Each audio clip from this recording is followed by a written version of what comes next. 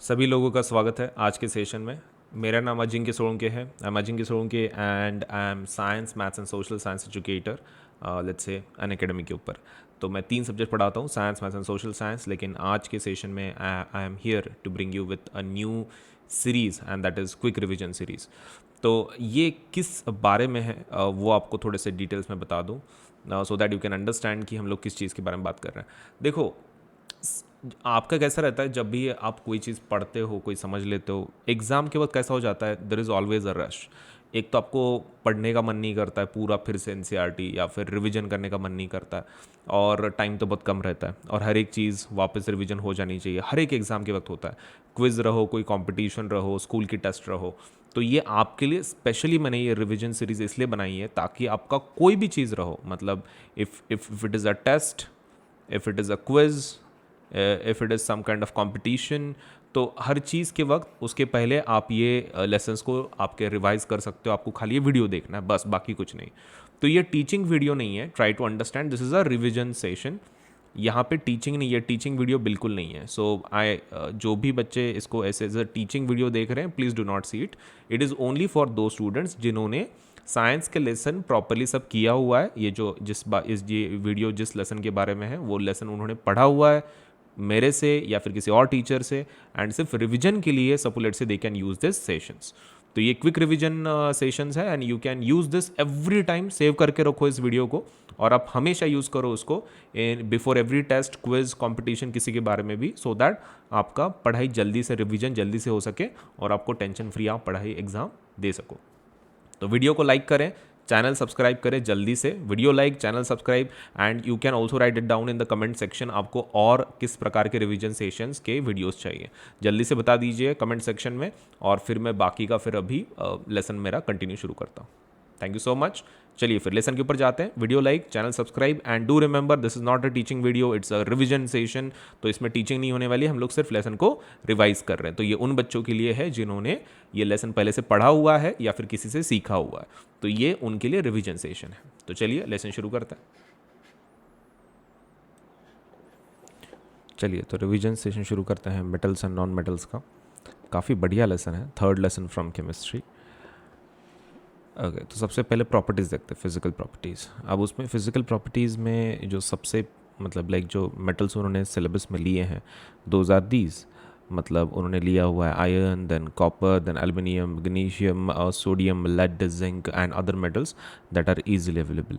तो ये इस प्रकार के मेटल्स के स्टडी करने के लिए उन्होंने लिए हैं। अब सबसे जो पहला प्रॉपर्टी आता है वो मेटलिक लस्टर है। ठीक है, मेटलिक लस्टर, कोई लोग इसको लस्टर भी बोलते हैं, but do remember this is exactly what. अगर जो मेटल्स में शाइनिंग प्रॉपर्टी होती है, चमकता है, चमक दमक जिसको बोल सकते हैं हम लोग मेटल्स में, so that shiny let's say feature is nothing but called as lustre. Shine जो करता है metals, though that is nothing but metallic lustre. सभी मेटल शाइन करते हैं एज यू नो, जब भी उनके ऊपर प्रकाश गिरता है, it's really a shining surface. After that हम लोग बात करेंगे कि मेटल्स जनरली कैसे रहते हैं, हार्ड रहते हैं। मेटल्स आर जनरली हार्ड, ठीक है। लेकिन जो हार्डनेस है it depends from metal to metal. मतलब ऐसा नहीं है कि हर एक मेटल हार्ड है। इट माइट बी हैपनिंग कि कंपैरेटिवली कोई मेटल ज़्यादा हार्ड हो और कंपैरेटिवली कोई थोड़ा सा लेट्स से उतना हार्ड ना हो जितना रिक्वायर्ड है। एग्जैक्टली सॉफ्ट नहीं बोल सकते, लेकिन कंपैरेटिवली हो सकता है किसी की स्ट्रेंथ कम हो। Next is about malleability. अब मेलेबिलिटी मतलब क्या रहता है? मेलेबिलिटी मतलब रहता है थिन शीट्स में कन्वर्ट करना। मतलब कोई मेटल को तुम थिन शीट्स में कन्वर्ट कर सकते हो कि नहीं, that property is called as malleability. हाँ, तो थिन शीट्स वाला। देर इज़ अनदर प्रॉपर्टी, मतलब अभी इसको बोलते हैं डक्टिलिटी। ठीक है, अब डक्टिलिटी क्या रहता है? देखो, डक्टिलिटी वायर्स के बारे में होता है। मतलब मेटल्स को हम लोग इसमें मेलेबिलिटी में ठोक पीट के हम लोग शीट्स बना रहे हैं, लेकिन डक्टिलिटी में क्या बना रहे हैं? वायर्स बना रहे हैं। Okay, the word you have to use is drawn into wires, और यहाँ पे वर्ड क्या यूज़ करना है? Beaten into sheets. मतलब आपको यहाँ पे ध्यान में रखना है बीटन इनटू शीट्स, और यहाँ पर क्या ध्यान में रखना है? Drawn into wires. तो अगर वायर में बनाते हो आप तो डक्टिलिटी बोलते हैं, अगर शीट बनाते हो आप तो उसको क्या बोलते हैं? मेलेबिलिटी बोलते हैं। डक्टिलिटी ओके, उसका forget about it, that is not important इतना। हाँ, कंडक्टिविटी के बारे में। तो मेटल्स आर कैसे हैं? Good conductors of heat, heat के काफ़ी अच्छे गुड कंडक्टर्स हैं, मतलब हीट ट्रांसफ़र करवाते हैं, एंड उनका जो मेल्टिंग पॉइंट होता है काफ़ी हाई होता है, दैट मीन्स उनका इनर स्ट्रेंथ काफ़ी ज़्यादा रहता है, high melting point and good conductors of heat, that is the second property. अब बेस्ट कंडक्टर्स ऑफ हीट कौन से हैं? Silver and copper, silver copper सबसे बेस्ट आपके लेट्स से कंडक्टर्स हैं, and lead and mercury are comparatively poor conductors, ये ऐसे metals हैं कि जिनके कंडक्टिविटी काफ़ी कम है, पुअर कंडक्टिविटी है। सो लेड मर्क्यूरी कम comparatively, and let's say silver copper सबसे ज़्यादा। अब इलेक्ट्रिसिटी के बारे में देखते हैं। ऑफ कोर्स मेटल्स कंडक्ट करते हैं इलेक्ट्रिसिटी, एंड उसके ऊपर इसलिए हम लोग क्या करते हैं, जब मेटल के वायर्स हम लोग यूज़ करते हैं let's say to create suppose let's say electrical wires, तो हम लोग उसके ऊपर किसकी कोटिंग लगाते हैं? पीवीसी की, that is also called as polyvinyl chloride, PVC बोलते हैं उसको, और रबर लाइक मटीरियल। तो ये चीज़ का हम लोग क्या कर लेते हैं? कोटिंग बना लेते हैं। इस चीज़ का कोटिंग बनाते हैं हम लोग किसके ऊपर? वायर के ऊपर हमारे, so that we will get protected. अब नॉन मेटल्स की बात करते हैं, लेकिन उसके पहले और एक प्रॉपर्टी रहेगी, and that is called as sonorous. अब व्हाट इज सोनोरस? सोनोरस मतलब जो मेटल को हम जब हिट करते हैं, स्ट्राइक करते हैं, तो जो आवाज़ करता है that is called as sonorous. तो creation of sound, basically sound जब तैयार करता है कोई भी मेटल, उसको बजाते तो टन बुल क्या हो जाता है ना, ओके, घंटे के जैसा, मतलब तो in the same way sonorous is nothing but that property, sound making property, जब कोई मेटल को हम लोग हिट करते हैं। अब बात करते हैं नॉन मेटल्स की। ऑब्वियसली नॉन मेटल्स में उन्होंने क्या क्या लिया हुआ है? They have taken examples of carbon, sulphur, iodine, oxygen, hydrogen. अब इसमें एक चीज़ ध्यान में रखना है, one of the non metals are either solid gases except bromine which is liquid. तो ये एक अनदर प्रॉब्लम है, एक प्रॉब्लम क्या कि नॉन मेटल जनरली दो स्टेट में रहते हैं। कौन से? एक तो वो सॉलिड रहते हैं, ईदर दोज आर सॉलिड और ईदर दोज आर गैसेस। लेकिन देर इज़ वन एक्सेप्शन, एक लिक्विड स्टेट में भी है इन नॉन मेटल, और उसका नाम क्या है? ब्रोमीन है। हाँ, तो ये एक्सेप्शन ध्यान में रखना है, ब्रोमीन वाला। एग्जाम में आपको पूछ सकते हैं which is a metal, which is a non metal which is liquid in state, तो that is bromine. And which is a metal which is liquid in state, that is mercury. Confusion नहीं होने देना। Mercury किस में है? Mercury is liquid लेकिन metals में, liquid लेकिन मेटल्स में। और ये सेकंड नंबर का ब्रोमीन, ब्रोमीन भी लिक्विड है लेकिन किस में? नॉन मेटल्स में, ये नॉन मेटल्स में। चलिए आगे बढ़ते हैं। So do all metals have physical properties similar to that of metals? Similar properties हैं क्या फिजिकल प्रॉपर्टीज़ मेटल्स के जैसा? Obviously not. मतलब डक्टिलिटी नहीं, मेलेबिलिटी नहीं, लस्चर नहीं, रिजिड नहीं, स्ट्रेंथ नहीं, कंडक्टिविटी नहीं, हाई मेल्टिंग पॉइंट नहीं, तो वो सब कुछ, सोनोरस नहीं, तो ऑल जो मेटल की प्रॉपर्टीज़ हैं तो वो सिमिलर नहीं है। Obviously they do not have those, they do not possesses it. अब हम लोग क्या करेंगे? कुछ एक्सेप्शंस देखेंगे हमारे सिलेबस में। सबसे पहला is all metals except mercury let's say as solid at room temperature. तो सभी मेटल्स ये रहते हैं, क्या बोलते हैं, सॉलिड स्टेट में रहते हैं, except for mercury which is at liquid state, liquid state में रहता है रूम टेम्परेचर। आगे देखते हैं। There are high melting points रहते हैं, मैंने अभी बोला था कि थोड़ी देर पहले उनके high let's say melting points होते हैं। लेकिन जो ये हैं, there are two metals, gallium and caesium. इनका प्रॉब्लम ये है कि ये मेटल्स हैं लेकिन फिर भी इनका मेल्टिंग पॉइंट कैसा है? कम है, तो that's a problem. Gallium and caesium मतलब ये हाथ पे रखे तो भी मेल्ट हो जाते हैं। So both of these have low melting point. Iodine कैसा है? नॉन मेटल है बट इट इज़ लस्चरस, मतलब जनरली मेटल लस्चरस होते हैं ना, चमक दमक वाले, लेकिन नॉन मेटल में जनरली चमक दमक होती नहीं है कि, लेकिन आयोडीन एक ऐसा है कि जिसके अंदर लस्चर है, मतलब चमकता है। Then there is carbon. अब कार्बन जनरली नॉन मेटल है, non metal generally electricity conduct नहीं करना चाहिए, लेकिन कार्बन के दो एलोट्रॉप्स हैं। कौन से? एक है डायमंड और दूसरा है ग्रेफाइट। तो दोनों में से एक ऐसा है कि जो इलेक्ट्रिसिटी को कंडक्ट करता है, और वो कौन है? ग्रेफाइट। डायमंड नहीं करता, ग्रेफाइट इलेक्ट्रिसिटी कंडक्ट करता है। डायमंड जस्ट एक हार्ड सब्सटेंस है, right? So it's a very hard substance and let's से has high melting point and boiling point. लेकिन ग्रेफाइट कैसा है? It just conducts electricity, exception cases. अब अल्कली मेटल्स में जनरली कैसा है? मैंने बोला था कि मेटल्स काफ़ी हार्ड होते हैं, मतलब हम लोग उसको सब लेट से काफ़ी मजबूत होते हैं, लेकिन there are certain category of metal जिनको हम लोग बोलते हैं alkali metal. Example is lithium, sodium, potassium. तो ये ऐसे लोग हैं कि जो काफ़ी सॉफ्ट होता है, दे आर सो सॉफ्ट कि उनको हम लोग नाइफ से भी कट कर सकते हैं। मतलब ये मेटल है ना, तो मेटल जनरली कट नहीं होना चाहिए, मतलब it should be very hard. लेकिन प्रॉब्लम ये है कि ये इसको हम लोग कट कर ही नहीं सकते। लेट्स से कट इजीली कर सकते हैं with the help of knife, knife से इजीली कट कर सकते हैं। Okay, so that is something which is very new, unique. Okay, आगे बढ़ते हैं अभी। Now most non metals acidic oxide when dissolve in water, on the other hand metals gives basic oxides. हाँ, तो ये चीज़ ध्यान में रखना है आपको, एग्जाम में आ सकता है आपको। जब मेटल ऑक्साइड रहता है, ओके, मेटल ऑक्साइड्स या फिर मेटलिक ऑक्साइड तुम जिसको बोल रहे हो,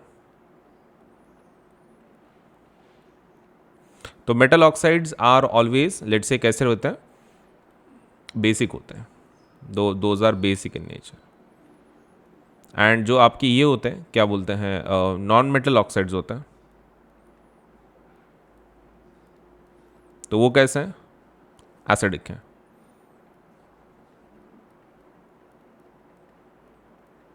ठीक है, metallic oxides are basic, non metallic oxides are acidic. हाँ, तो ये चीज़ ध्यान में रखना। Now chemical properties of the metals, हमने अभी तक सिर्फ फिजिकल प्रॉपर्टीज देखे हैं, अभी केमिकल प्रॉपर्टीज देखेंगे। केमिकल प्रॉपर्टीज में सबसे पहला आता है जब हम लोग, चलिए अभी केमिकल प्रॉपर्टीज देखते हैं।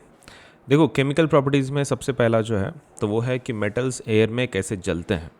ठीक है, अब कोई भी जलने की जो रिएक्शन होगी तो उसको ध्यान में रखना है, it is basically talking about combustion reaction. ठीक है, मतलब ऑक्सीजन के साथ combination is nothing but burning वाला पार्ट। तो as you know oxygen supports burning, तो वो जो भी हम लोग रिएक्शन देख रहे हैं इसमें जिसमें मेटल जल रहा हो, तो मतलब you have to show the reaction with oxygen. तो मेटल प्लस ऑक्सीजन जनरली क्या बनाता है, तो देखो मेटल प्लस ऑक्सीजन जनरली क्या बनाता है, मेटल ऑक्साइड बनाता है। और तुमको तो पता है मेटलिक ऑक्साइड कैसा रहता है, बेसिक होता है। Very simple. अभी एक इसका अगर एग्जांपल देख रहे हैं हम लोग, तो देखो मैग्नीशियम रिबन को अगर तुम बर्न करते हो, ओके, तो मैग्नीशियम ऑक्सीजन के साथ कंबाइन होता है और क्या बनाता है, मैग्नीशियम ऑक्साइड बनाता है, जो वाइट फ्लेम के साथ जलता है। सो this is oxide, magnesium oxide.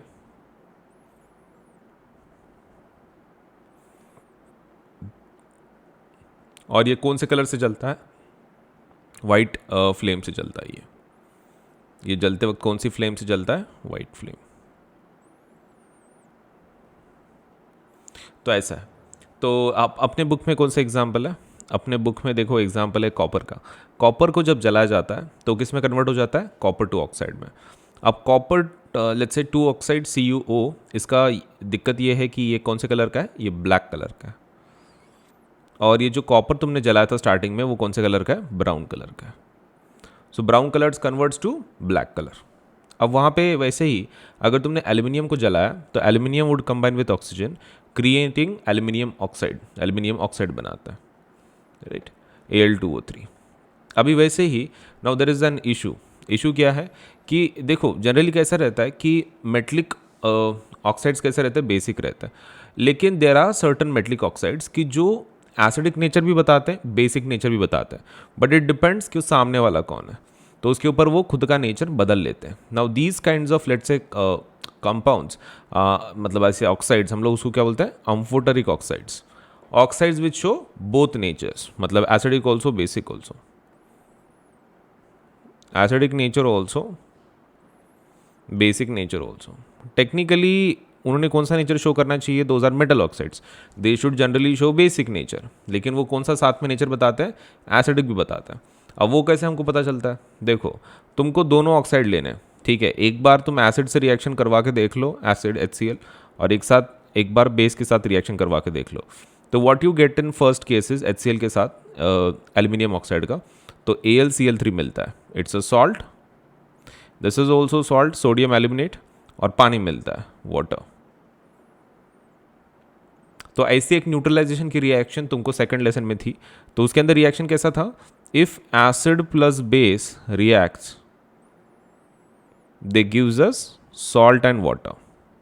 आपको ऐसा बोला गया था सेकंड रिएक्शन में, सेकंड लेसन में, कि एसिड प्लस बेस क्या बनाते हैं, सॉल्ट एंड वाटर बनाता है।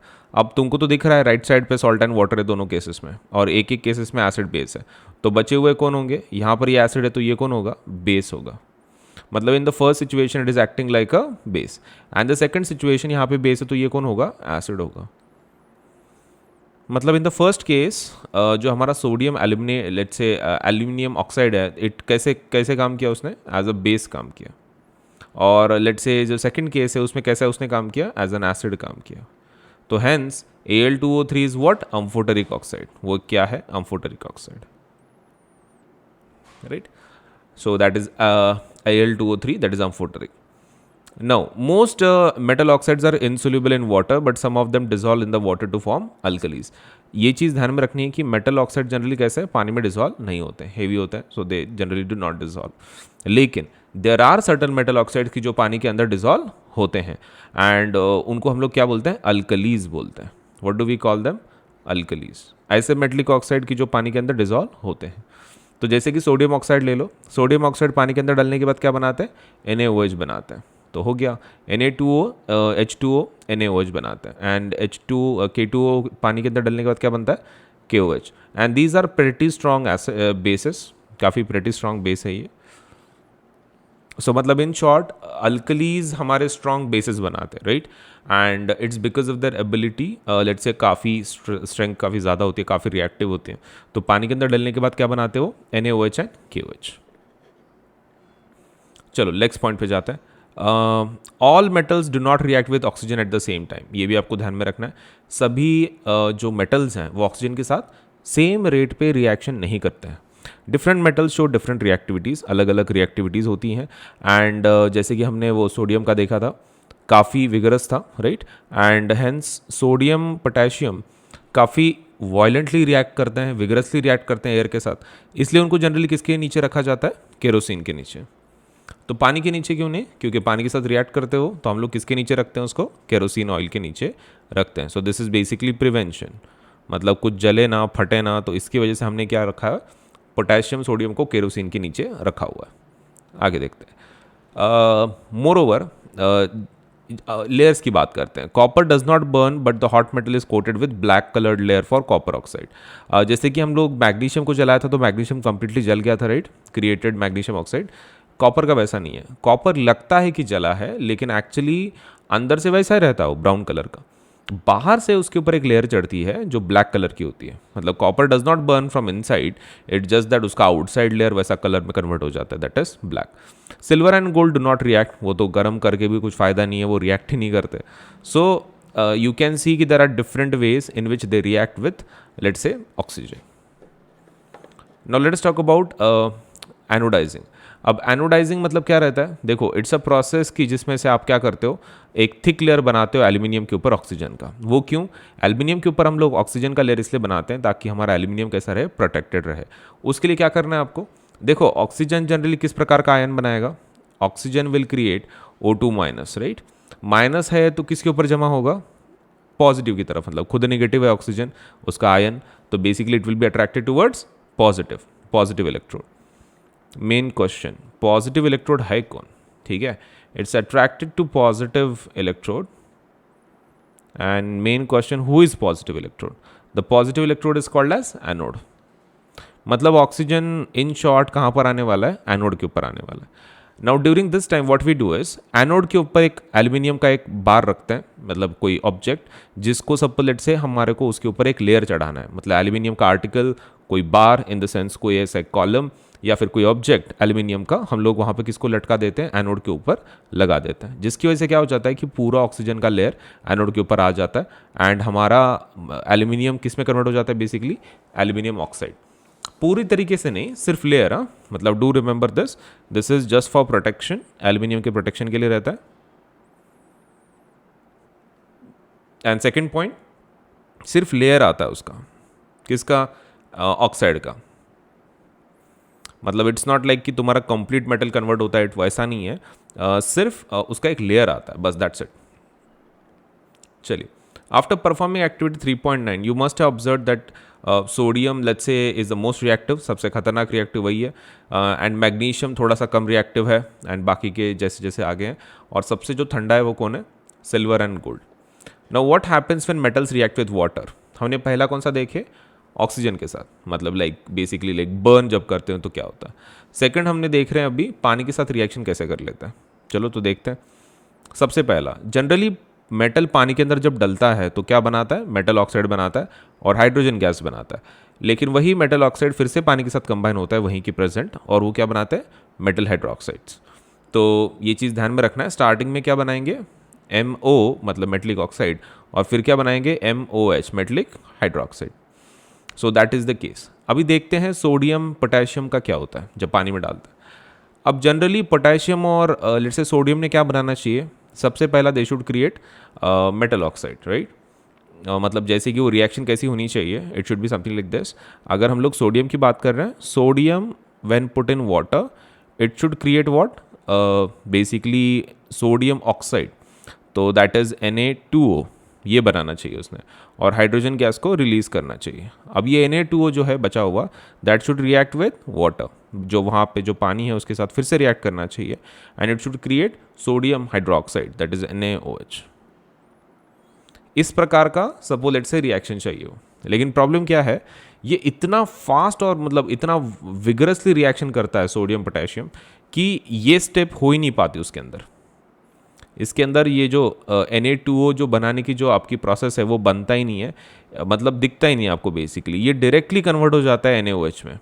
मतलब हम लोग कौन सा पार्ट लिखेंगे, this part we will write down, that is Na and H2O जो जैसे लिखा है, and the second part will write down is ये वाला, let me highlight it for you, NaOH and H2। हम उसको स्किप कर देंगे, किसको, ये Na2O पानी के साथ वाली जो रिएक्शन है, सेकंड वाली reaction we are skipping in terms of sodium and potassium. Reason, क्योंकि वो इतने विगरस रिएक्शन करते हैं कि वो रिएक्शन दिखती नहीं है, डायरेक्टली कन्वर्ट हो जाता है NaOH में। So that's why we have written NaOH, H2, and heat energy is also released during this process as it's very violet. Now let's talk about calcium का नॉर्मल पानी के साथ कैसा रिएक्शन रहता है। जब कैल्शियम पानी में डालते हैं obviously it creates calcium hydroxide, जैसे पहले ऑक्साइड बनाएगा फिर हाइड्रोक्साइड बनाएगा, नॉर्मल है, it's not that much of a big deal. लेकिन आप देख सकते हैं यहाँ पर हीट एनर्जी बनी थी, यहाँ पर हीट एनर्जी बनी नहीं है। मतलब अल्कली की अगर बात करूँ तो it creates hydroxides with release of energy, but आपका जो कैल्शियम है वो तैयार नहीं करता है। मतलब आपका हाइड्रोक्साइड तैयार करता है बट नो ये क्या बोलते हैं, नो हीट एनर्जी। सही है, ओके। तो हीट एनर्जी आपका बनाता नहीं है। Let us move ahead. Calcium starts floating because of the bubbles of hydrogen. वो फ्लोट करना शुरू करता है कैल्शियम, उसके ऊपर हाइड्रोजन के बबल्स आते हैं और तो फ्लोट करना शुरू करता है। अब मैग्नीशियम को एक चीज़ ध्यान में रखना है, मैग्नीशियम ठंडे पानी के साथ रिएक्ट नहीं करता है। मैग्नीशियम को कैसा चाहिए, इट रिक्वायर्स हॉट वाटर, गर्म पानी चाहिए। तो गर्म पानी के साथ वो क्या बनाता है, मैग्नीशियम हाइड्रोक्साइड एंड हाइड्रोजन। मतलब जैसा पहला है वैसा ही, सिर्फ हमने ये ऊपर के केसेस में कैसा पानी लिया है, कोल्ड लिया है, और ये मैग्नीशियम के केस में क्या करना है, सिर्फ हॉट वाटर लेना है, बाकी तो रिएक्शन तो सेम ही रहेगा। That is Mg plus H2O gives what, MgOH taken twice plus H2। मतलब वो नहीं बदलेगा, इसमें सिर्फ आपको इतना बताना है कि ये जो पानी लिया वो कैसा है, गर्म है, hot water. Okay, next cheese is aluminium के बारे में। अब एल्यूमिनियम और आयन जो है ये न ठंडे पानी के साथ करते हैं रिएक्शन, न गर्म पानी के साथ करते हैं, but they require steam.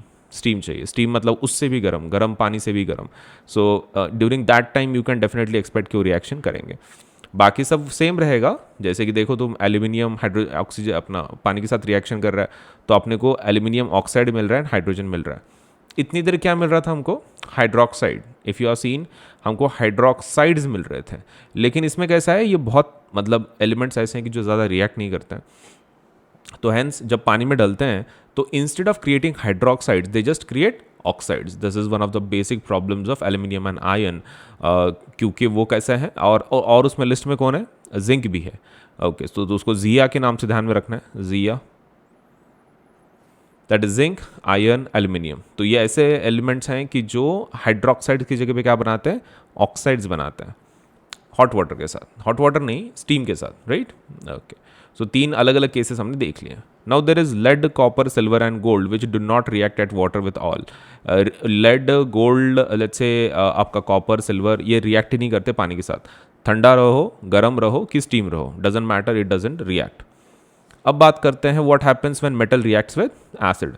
Acid के साथ जब रिएक्ट करते हैं तो क्या होता है, हालांकि ये रिएक्शन ऑलरेडी तुमने इसमें देखी हुई है एसिड बेस्ड सॉल्ट्स में, लेकिन फिर भी ये रिवाइज करवा देता हूँ मैं। व्हेन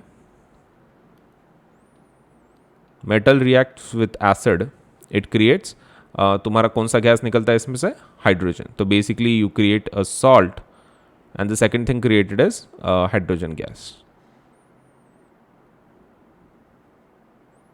ओके, तो ये चीज़ें बनती हैं, ठीक है, रिएक्शन के वक्त। Okay, any example which we can take, you can take zinc, you can take HCl। Okay, तो जिंक क्लोरीन के साथ कंबाइन होता है, create ZnCl2 and hydrogen gas is released. Very simple. और यहाँ पे एसिड जो है ना आपको डाइल्यूट लेना है, do remember dilute acids are to be taken. No, hydrogen gas is not evolve when a metal reacts with nitric acid. अब एक नाइट्रिक एसिड का एक्सेप्शन है, मतलब हमने कैसा देखा हुआ है इसके अंदर। ओके, सो ये एक एक्सेप्शन बोल के हम लोग देखेंगे। जनरली जब भी मेटल के साथ कोई एसिड रिएक्ट करता है तो कौन सी गैस बनाता है, हाइड्रोजन गैस बनाता है।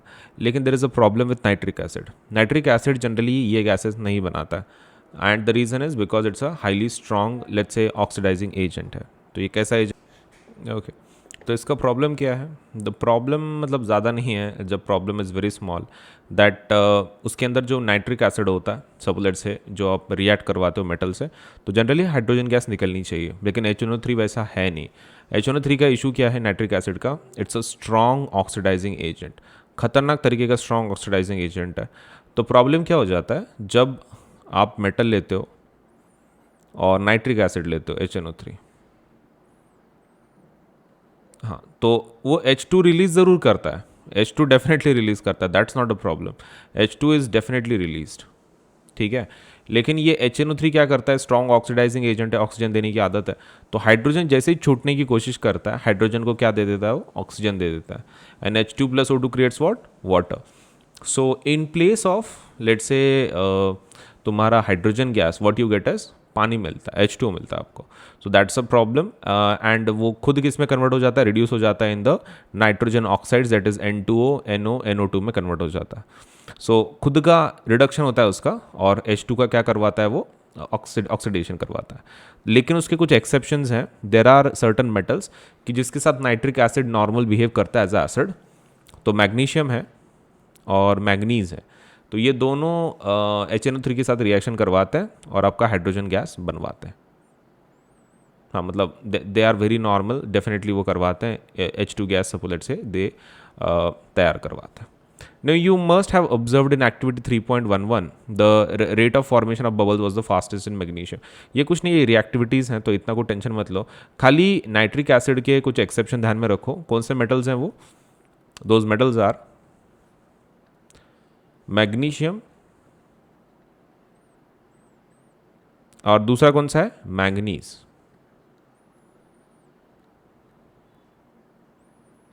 ठीक है, ये दो हैं ऐसे कि जो सप्लीमेंट से हम लोग यूज़ करते हैं for as a let's say exceptions है ये कि नाइट्रिक एसिड के साथ जनरली क्या बनाते हैं, H2 गैस बना ही लेते हैं।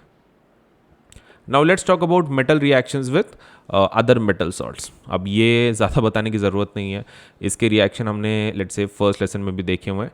दिस इज कॉल्ड एज, हम लोग एक्चुअली किसके बारे में देख रहे हैं, डिस्प्लेसमेंट रिएक्शन के बारे में देख रहे हैं। डिस्प्लेसमेंट मतलब टाइप्स ऑफ केमिकल रिएक्शन में अपने को पहले कॉम्बिनेशन है, डिकम्पोजिशन है, डिस्प्लेसमेंट है।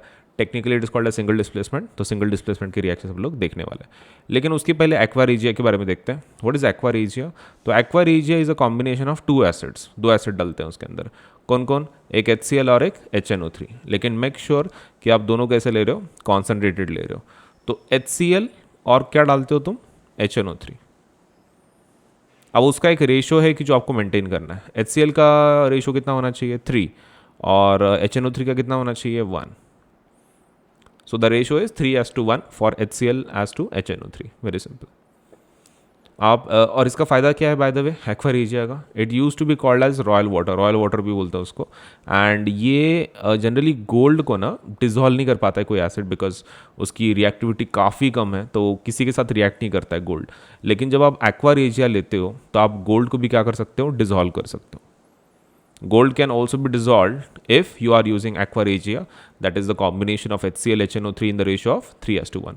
अगर वैसा है तो definitely you can even इसको भी आप डिजोल्व कर सकते हो, किसको, गोल्ड को। चलिए आगे बढ़ते हैं। अब डिस्प्लेसमेंट रिएक्शंस के अंदर हमारे सिलेबस में ये है, ये रिएक्शन मतलब पहले सिलेबस में भी थी। So let me just right it down. Suppose again मान लो आपने आयन लिया हुआ है Fe और कॉपर सल्फेट है, तो इसके अंदर क्या रहता है, ये जो आयन है it combines with sulphate group creating FeSO4 and जो Cu है तुम्हारा बाहर निकल जाता है। अब इसके अंदर ये सॉलिड था, ये एक्वियस है, FeSO4 अभी एक्वियस है और कॉपर अभी सॉलिड है।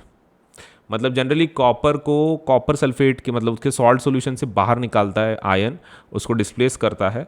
And the reason why this happens is because ion is more reactive than copper. तो मतलब जो भी ज़्यादा रिएक्टिव है किसी दूसरे मेटल के कंपैरिजन में, तो उसके उस पर्टिकुलर सॉल्ट सॉल्यूशन में उसको क्या करेगा, डिस्प्लेस करेगा। सो Fe plus CuSO4 gives FeSO4 plus Cu। तो ये नीचे के जो नोटिफिकेशंस है ना, मतलब ये वाले सपोज लेट से उसके जो स्टेट्स लिखे वाले हमने वो आपको ध्यान में रखना है एग्जाम में, क्योंकि it's going to be very important for you to write it down. चलिए आगे बढ़ते हैं। अब रिएक्टिविटी देख लेते हैं। नाउ रिएक्टिविटी कुछ इस तरह है, that is KNa CaMg Al Zn Fe Pb hydrogen copper then mercury silver and gold. तो इसके लिए मैंने ट्रिक बोला हुआ है, वो ट्रिक की ध्यान में रखना है। ट्रिक मैंने क्या बोला था तुमको, एक सिंपल चीज़ ध्यान में रखने के लिए, प्यारा सुप्रीम कोर्ट, प्यारा सुप्रीम कोर्ट, देन माजल हाई कोर्ट मैसेज, ठीक है, हाई कोर्ट मैसेज। तो ये ध्यान में रखना है। प्यारा सुप्रीम कोर्ट मतलब कौन, पोटेशियम सोडियम कैल्शियम, पैरा सुप्रीम कोर्ट। माजिल बोले तो कौन, magnesium aluminium zinc iron lead, ठीक है। और फिर हाई कोर्ट मैसेज कौन, H hydrogen copper mercury silver gold. तो वेरी सिंपल, ये ट्रिक ध्यान में रखो, mnemonics to remember your reactivity series, ठीक है आपको, क्योंकि ये बहुत इंपॉर्टेंट है याद रखना, क्योंकि इसी के ऊपर से आप बहुत सारे क्वेश्चन को सॉल्व कर पाओगे। तो ये क्योंकि अभी जितने हमने केमिकल प्रॉपर्टीज देखे हैं ना, it was actually to find out this, ये फाइंड आउट करने के लिए, क्योंकि पार्ट स्टार्टिंग में भी हमने क्या बोला था, कोई ठंडे पानी के साथ करता है, फिर गर्म पानी के साथ करता है, फिर स्टीम के साथ करता है। तो what we were trying to find out, उनका स्ट्रेंथ कैसा है, रिएक्टिविटी कैसा है। तो that is exactly what we find out and we created this table. तो ये रिएक्टिविटी सीरीज का टेबल है, तो it should be obviously be remembered. तो ये ट्रिक ध्यान में रखो, प्यारा सुप्रीम कोर्ट, माजल, हाई कोर्ट मैसेज। चलिए now let us go for how do metals and non metals react, वो एक दूसरे के साथ रिएक्शन कैसे करवाता है। तो लेट अस सी कैसे रिएक्शन करते हैं। तो जनरली कैसा रहता है कि मान लो कोई एक मेटल ले लो, किसको लेते हैं, सोडियम को ले रहे हो, ठीक है, Na जिसको बोलते हैं। okay. अभी दूसरा एक नॉन मेटल ले लो, नॉन मेटल ले लो तुम, इसको ले लो, क्लोरीन को,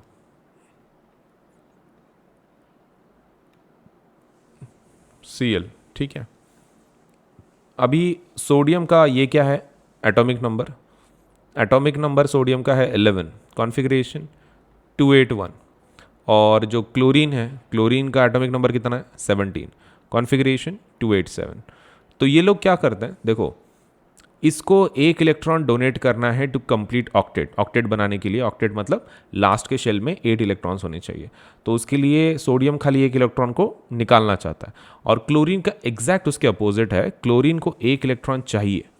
तो सोडियम एक इलेक्ट्रॉन किसको देता है, क्लोरीन को दे देता है, और क्लोरीन वो इसको एक्सेप्ट कर लेता है। तो ये रिएक्शन को हम लोग कैसे बता सकते हैं, देखो सोडियम क्या करता है, कन्वर्ट्स इटसेल्फ टू Na+। क्यों, क्योंकि उसने एक इलेक्ट्रॉन को दे दिया, 1 इलेक्ट्रॉन निकाल दिया बाहर, तो उसके ऊपर पॉजिटिव चार्ज आ गया। अभी वही इलेक्ट्रॉन कौन एक्सेप्ट करता है, क्लोरीन एक्सेप्ट करता है, and converts itself to Cl minus में कन्वर्ट हो जाता है, राइट। अब ये हमारा हो गया, मतलब दोनों ने ऑक्टेट कंप्लीट कर लिया, Na ने भी ऑक्टेट कंप्लीट कर लिया, Cl ने भी ऑक्टेट कंप्लीट कर लिया। अब यहाँ पर ये Na और Cl कंबाइन होंगे और क्या बनाएंगे, NaCl। क्यों, पॉजिटिव निगेटिव है ना, तो because of that they will combine and will create NaCl। Now that is called as sodium chloride बोलते हैं उसको। Sodium chloride. अब उसमें एक दिक्कत है, आपके जो कॉन्फ़िगरेशन है आपको पता होना चाहिए कि Na+ एंड Cl- का कॉन्फ़िगरेशन क्या है। अब तुम बोलोगे कि वो तो वही होंगे ना, नहीं इट्स नॉट, क्योंकि ये इलेक्ट्रॉनिक कॉन्फ़िगरेशंस हैं तो obviously they will change. Sodium का कॉन्फ़िगरेशन क्या है, इट्स कॉन्फ़िगरेशन इज 281 राइट। हाँ, लेकिन Na+ का configuration is different, it is 2,8 only, 7 नहीं रहता उसमें, 1 नहीं रहता उसमें। Now let's talk about chlorine. Chlorine का सपोज लेट अस से कॉन्फ़िगरेशन पहले क्या था और बाद में क्या है। तो Cl का कॉन्फ़िगरेशन है 287 एंड इसमें वो एक इलेक्ट्रॉन आ जाता है सोडियम की तरफ से, तो it becomes 288 and both of them completes their octet. इसने भी ऑक्टेट कंप्लीट किया है Na+ ने, और Cl- ने भी ऑक्टेट कंप्लीट किया। ओके, एंड एज ये इसको क्या बोलते हैं, ये प्लस वाले से पार्टिकल्स को, तो देखो Na को बोलते हैं एटम, ये एटम होता है, और Na+ जो रहता है दैट इज आयन, आयन होता है। In the same way Cl भी आपका कैसा है, एटम है, और Cl- कैसा है, आयन है। तो ये कन्वर्जन आपके किस में से किस में कन्वर्ट किया आपने, एटम को आयन में। सो इफ आयन फॉर्मेशन है, हेंस यहाँ पे जो ये NaCl जो कंबाइन हो गए, इसके बीच में एक बॉन्ड होता है, that bond is nothing but called as ionic bond. क्यों ये बॉन्ड क्यों बना, because of the positive and negative, उन्होंने एक दूसरे के साथ इलेक्ट्रॉन को ट्रांसफर किया एक दूसरे के साथ, एंड जब आयन बने तो hence this bond is called as ionic bond, ionic bond बोलते हैं उसको, ठीक है, very simple, it's called as ionic bond. क्यों, क्योंकि आयंस बने थे यहाँ पे, करेक्ट। चलिए आगे बढ़ते हैं। सो यही उसका इलेक्ट्रॉनिक स्ट्रक्चर देखो, तुमको बोला था मैंने Na का 281 है, Na+ का 28 है, इलेक्ट्रॉन वो अलग निकला, वही इलेक्ट्रॉन किसने लिया, क्लोरीन ले लिया, chlorine got converted to 288 and ये उसका इलेक्ट्रॉन डॉट स्ट्रक्चर। तो इसमें कैसा करते हैं हम लोग, सोडियम लिखते हैं, फिर उसका एक इलेक्ट्रॉन बताते हैं, सिर्फ लास्ट वाला इलेक्ट्रॉन ना, बाकी के बताने नहीं आपको। तो उसके इसमें लास्ट में कितना इलेक्ट्रॉन है, सिर्फ एक, तो सिर्फ एक डॉट से बताया है। आफ्टर दैट हम लोग क्लोरीन बता रहे हैं। अब क्लोरीन के इसमें लास्ट में कितने रहते हैं, 7, तो 7 बता दो, 1 2 3 4 5 6 7। अब ये कंबाइन होते दोनों, ये जो इलेक्ट्रॉन है ये क्लोरीन को डोनेट कर देता है वो, and it creates what, Na+ बनाएंगे, और Cl किस में कन्वर्ट हो जाता है, Cl- में। तो Cl- में कन्वर्ट हो जाता है वो, लेकिन उसके इलेक्ट्रॉन बताओ कितने हो जाएंगे, 8, अभी पहले 7 थे, अभी 8, 1 2 3 4 5 6 7 और एक 8। मैं अलग कलर से इसलिए बता रहा हूँ सो दैट यू कैन आइडेंटिफाई कि भाई हम लोग कौन सा ट्रांसफ़र किए थे। ओके, तो इसको सब लेट से मैं डॉट से बता रहा हूँ, क्यों, सो दैट यू कैन अंडरस्टैंड कि मैंने कौन सा लिया था, करेक्ट। और वो चार्ज बता दो उसका, Cl- हो जाएगा। सो this is how you have transferred, chlorine को 8 मिल गए और सोडियम के लेट से 8 हो गए, 2,8। So this is how the bond was created, hence it's called as ionic bond, very simple. आगे बढ़ते हैं। वैसे ही मैग्नीशियम का है, मैग्नीशियम 282 रहेगा पहले, converts itself to 2,8, 2 electron निकाल देगा। अब वही 2 इलेक्ट्रॉन से वो लेट से क्लोरीन के 2 एटम्स को लगेंगे, क्लोरीन को एक ही चाहिए, तो 2 इलेक्ट्रॉन तैयार हो गए, मतलब 2 क्लोरीन के एटम्स को मिल सकते हैं, राइट। तो हम लोग 2 अलग अलग क्लोरीन के एटम्स को इलेक्ट्रॉन डोनेट करते हैं, वो ले लेते हैं, and it creates Mg2+ and Cl let say minus, लेकिन कितनी बार, 2 बार, हो गया, दैट्स इट। अब प्रॉपर्टीज़ ऑफ आयनिक कंपाउंड देखते हैं, उनके प्रॉपर्टीज़ क्या है। सबसे पहले एक चीज़ ध्यान में रखना है, उनका जो मेल्टिंग पॉइंट, बॉइलिंग पॉइंट होता है, आप देख सकते हैं नंबर्स काफ़ी हाई हैं, so they generally have pretty high melting point and high boiling point. High melting point होता है उनका, एंड हाई बॉइलिंग पॉइंट भी होता है। मतलब it's not let's say pretty, आपको ऐसा लग रहा होगा कि बहुत ही कम है, ऐसा नहीं है, काफ़ी स्ट्रेंथ होती है उनके अंदर, इट्स हाईली सब let's say high melting point and high boiling point होता है उनका। चलिए आगे देखते हैं। There are some other properties of ionic compounds which you should know. सबसे पहला फिजिकल नेचर, तो फिजिकल नेचर कैसा है, दे आर जनरली सॉलिड्स होता है। उसके बाद उनके अंदर काफ़ी स्ट्रॉन्ग अट्रैक्शन होता है, which I have already told, but these are brittle. कैसे रहते हैं, generally these compounds are generally brittle and break into pieces when pressure is applied. अगर प्रेशर अप्लाई करते हैं तो ब्रिटल भी है, टूट जाता है। Melting point and boiling point के बारे में बात करते हैं। देखो मेल्टिंग पॉइंट, बॉइलिंग पॉइंट वो तो ऑलरेडी हमने डिस्कस किया है, काफ़ी ज़्यादा होता है, right, high. This is because, और वो क्यों होता है, क्योंकि आपका आयनिक बॉन्ड इतना स्ट्रांग है कि उसको ब्रेक करने के लिए you require high amount of energy. So obviously it's high melting point and boiling point. Solubility के बारे में बात करते हैं.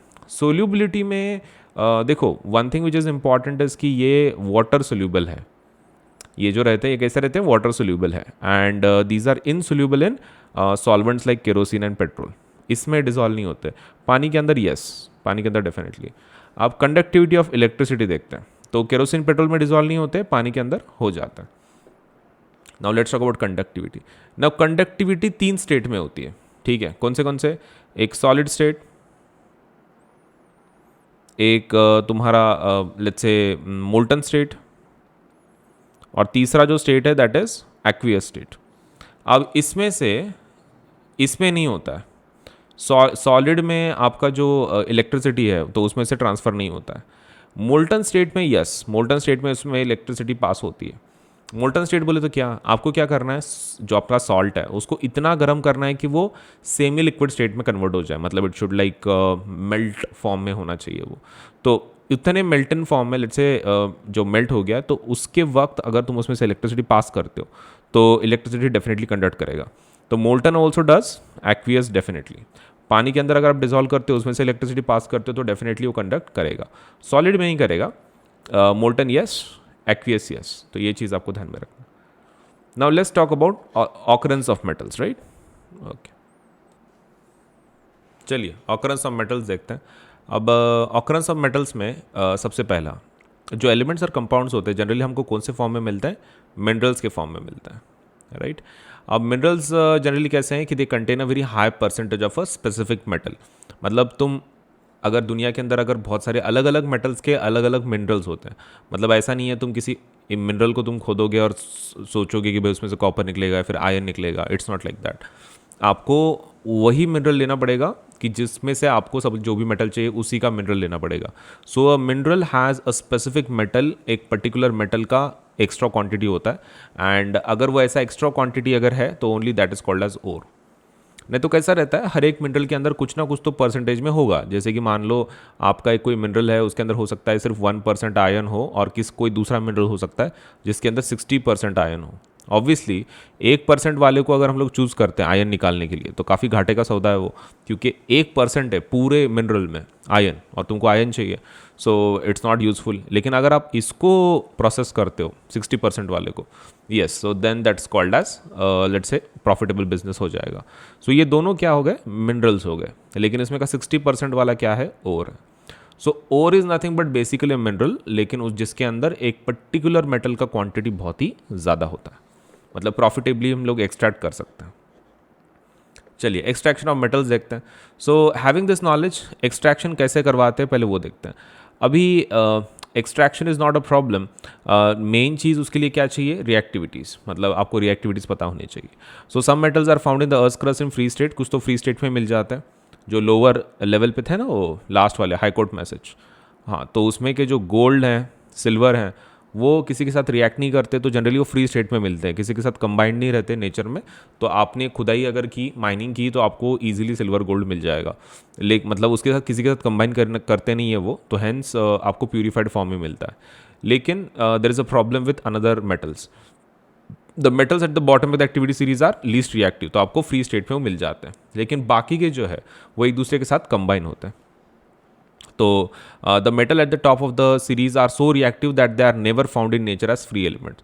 मतलब नीचे के इतने ठंडे हैं जैसे कि गोल्ड सिल्वर कि वो रिएक्ट ही नहीं करते, फ्री स्टेट में मिल जाते हैं. और ऊपर के इतने ज़्यादा रिएक्टिव हैं कि वो फ्री स्टेट में कभी मिलते ही नहीं है. ठीक है, हमेशा कॉम्बाइंड फॉर्म में मिलते हैं आपको. ओके, अब जनरली कौन से फॉर्म में मिलते हैं दीज लेट्स से ये compounds. So they are found in the earth crust mainly as oxides, sulphides या फिर कार्बोनेट्स. 3 फॉर्म में मिलते हैं. Either oxides, either sulphides, either carbonates. 3 form में आपको मिल सकते हैं. अब डिपेंडिंग ऑन दैट आपको उसको एक्सट्रैक्शन प्रोसेस आपको यूज़ करनी पड़ती है. So you will find that the ores of metals are oxides. This is because oxygen is a very reactive element, is very abundant on the earth. तो ores of metals are कैसे हैं, oxide होते हैं generally. Many of the metals oxide होते हैं क्योंकि oxygen metal के साथ ईजिली रिएक्ट करता है. तो जनरली ऑक्साइड आपको बहुत ज़्यादा मिलेंगे. मतलब मिनरल्स में, ओर्स में बात कर रहे हैं, ऑक्साइड जनरली ज़्यादा मिलेंगे आपको. Thus, on the basis of reactivity, we can group the metals into metals of low reactivity, metals of medium reactivity, metals of high reactivity. तो हमने उसके ग्रुप निकाल दिए. ये ऊपर वाले कौन? हाई रिएक्टिविटी वाले, ये मीडियम रिएक्टिविटी वाले, और ये लो रिएक्टिविटी वाले. तो चलो शुरू करते हैं. So different techniques are used obviously. अगर हाई रिएक्टिविटी वाले होंगे, मतलब कौन से? वो ऊपर वाले, सोडियम वगैरह, पोटेशियम, तो आपको उसके लिए क्या यूज़ करना पड़ता है? इलेक्ट्रोलिसिस. और इलेक्ट्रोलिसिस करने के बाद आपको क्या मिलेगा? प्योर मेटल मिल जाता है. तो the only process for high reactivity is electrolysis. लेकिन आपका अगर मीडियम रिएक्टिविटी का है, वो बीच वाले बोले तो कौन? ये वाले, जिंक, आयरन, लेड, कॉपर, अगर ये है तो देर आर टू मेथड्स. अगर आपको उस मेटल का, जैसे कि कॉपर है, उसका अगर कार्बोनेट मिल गया तो आपको क्या करना पड़ता है? कैल्सिनेशन करवाना पड़ता है. एंड अगर आपको सल्फाइड मिला, ठीक है, सल्फाइड और अगर उसका मिला तो आपको क्या करना पड़ेगा? रोस्टिंग करना पड़ेगा. तो कार्बोनेट अगर मिला तो कैल्सिनेशन करवानी है प्रोसेस, अगर सल्फाइड मिला तो रोस्टिंग करवानी है. लेकिन दोनों करने के बाद, दोनों प्रोसेस में आपको उसका ऑक्साइड ऑफ मेटल मिलता है. ऑक्साइड मेटल मिलता है मतलब मेटल विथ ऑक्सीजन. आपको खाली अभी ऑक्सीजन निकाल देना उसमें का, फिर वो मेटल कैसा हो जाता है? कंबाइन हो जाता है. Now for that purpose all you need to do is reduction to metal. Metal का रिडक्शन करवाना पड़ता है. तो आपको क्या है? सिर्फ उसमें का ऑक्सीजन निकालना है ना, तो रिडक्शन करवा दो. रिडक्शन हो गया कि बस निकल गया उसमें का ऑक्सीजन, फिर तुम्हारा मेटल फ्री है. Very simple. अब लो रिएक्टिविटी की देखते हैं. अब लो रिएक्टिविटी में हमेशा किस में मिलते हैं? सल्फाइड्स में मिलते हैं. अगर आपको सल्फाइड्स में मिलते हैं वो, तो उसका क्या करना है? रोस्टिंग ऑब्वियसली, रोस्टिंग, एंड फिर लेट्स से मेटल मिल जाता है आपको रिफाइनिंग के बाद. The process is quite similar to ये सेकेंड ब्रांच की जो हमारे मीडियम रिएक्टिविटी की थी, वही लो रिएक्टिविटी की भी है.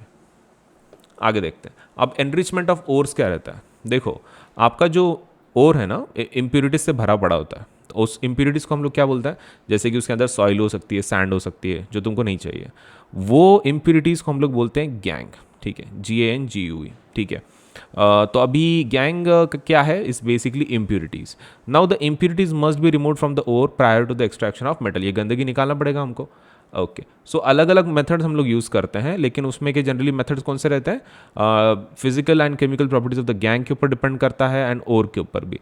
सो different separation techniques are used accordingly. तो हम लोग गैंग को सेपरेट करने के लिए, इम्प्यूरिटीज़ को सेपरेट करने के लिए, ओर को एनरिच करने के लिए, प्यूरिफाई करने के लिए हम लोग कौन सा मेथड यूज़ करते हैं? Separation techniques. सेपरेशन टेक्निक्स का इस्तेमाल करते हैं. राइट, ये चीज़ ध्यान में रखनी. सेपरेशन टेक्निक्स का हम लोग इस्तेमाल करते हैं. Now extracting metals low in activity series. Activity series में अगर कोई लो लेट्स से लेवल पे है, तो उनका हम लोग कैसे करवाते हैं? तो देखो, लो का हमने क्या डिसाइड किया था? लो रिएक्टिविटी का हमने डिसाइड किया था कि उसके भाई सल्फाइड्स होते हैं. सल्फाइड्स का हम लोग क्या क्या डिसाइड किए थे? क्या करेंगे? वी डिसाइडेड कि उसका रोस्टिंग करेंगे. राइट. रोस्टिंग करने के बाद हम लोग उसमें का ऑक्सीजन निकलवा देंगे with the help of let's say कुछ रिडक्शन वगैरह करवा के. तो let us see. The oxides of this metals can be reduce to metals by heating alone. सिर्फ गर्म करना है उसको, मतलब रिडक्शन करने के लिए आपको कोई दूसरा पर्टिकुलर कंपाउंड यूज करने की जरूरत नहीं है. The oxides of this metals can be reduce to metals by heating alone. सिर्फ गर्म करना है उसको. इसलिए आपको जो ये वाली थी ना, ये सल्फाइड और रोस्टिंग दोनों में सेम है. राइट. ये वाले रोस्टिंग भी सेम है, लेकिन यहाँ पर रिडक्शन का बोला नहीं है, डायरेक्टली मेटल मिल जाता है. Okay. So how that is happening? तो वहाँ पे सिर्फ हीट करने की ज़रूरत है. You don't have to let's say reduce करने की ज़रूरत नहीं, सिर्फ हीट कर लो, गर्म कर लो. Okay. So when it is heated in air, it is first converted to mercuric oxide में कन्वर्ट हो जाता है. And mercuric oxide let's say is then reduce to mercury on heating. तो मतलब अगर हम लोग सिन्नाबार ये ओर को गर्म करते हैं तो क्या होता है? पहले उसको गर्म करो. ठीक है. रोस्ट मतलब क्या? गर्म. अब गर्म जब कर लिए तो तुम वो किस में कन्वर्ट हो गया? ऑक्साइड में. Right. And oxide has to be converted to pure metal. लेकिन आपको इसमें बताया गया था कि लो सीरीज में अगर है तो you just need to heat it up. मतलब 2 बार गर्म कर दो, आपका किस में कन्वर्ट हो जाता है? Pure metal, that is mercury. Very simple. So HgS plus O2 आपने गर्म किया था पहले, तो HgO और SO2 बना था. लेकिन वही HgO अगर आप उसको गर्म करते हो तो separates into mercury and oxygen हो गया. Similar thing happens to copper also. Copper का कैसा है? अगर आपको कॉपर सल्फाइड मिलता है, आप उसको खाली गर्म कर दो, आपको कॉपर ऑक्साइड मिल जाएगा. कॉपर ऑक्साइड को सपोज लेट्स से क्या करना है आपको? Can be obtained by from its ore by just heating in air. उसको खाली गर्म करो और आपको क्या मिल जाएगा? कॉपर मिल जाएगा. सो इट्स इतना सिंपल रिएक्शन है, मतलब all it's does take is पहले आप उसको गर्म करो, heat, and then second time heat, heat plus heat gives your pure metal, low reactivity series में अगर है तो। अब मिडल वालों की बात करते हैं। मिडल वालों की तो पहले ही बताया था मैंने, उनके दो अलग अलग ब्रांचेस हैं। एक अगर सल्फाइड के ऊपर की प्रोसेस अलग है, कार्बोनेट्स के ऊपर की प्रोसेस अलग है। सल्फाइड्स के वक्त क्या करते हैं, रोस्टिंग कर से, और कार्बोनेट्स के वक्त क्या करते हैं, कैल्सिनेशन करवाते हैं। तो लेट अस सी क्या क्या फ़र्क है। तो देखो, the sulphide ores are converted into oxides by heating. Roasting का तो हमने देख लिया था, रोस्ट करना बोले तो क्या, गर्म करना।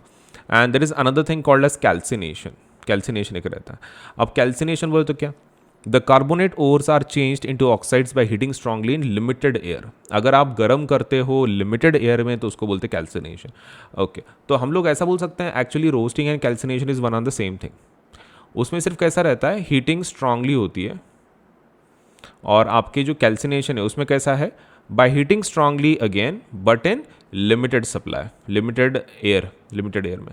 मतलब कैल्सिनेशन रोस्टिंग में ज़्यादा फर्क नहीं है, कैल्सिनेशन में सिर्फ एयर कम होती है, एयर कम में गर्म करते हैं, उसमें स्ट्रांगली हीटेड, एंड रोस्टिंग के अंदर एक्सेस एयर होती है, एक्सेस है। हाँ, तो ये दो पॉइंट ध्यान में रखेंगे। क्या, एक रोस्टिंग और दूसरा किसके बारे में, कैल्सिनेशन के बारे में। Okay, so what is roasting, heating strongly,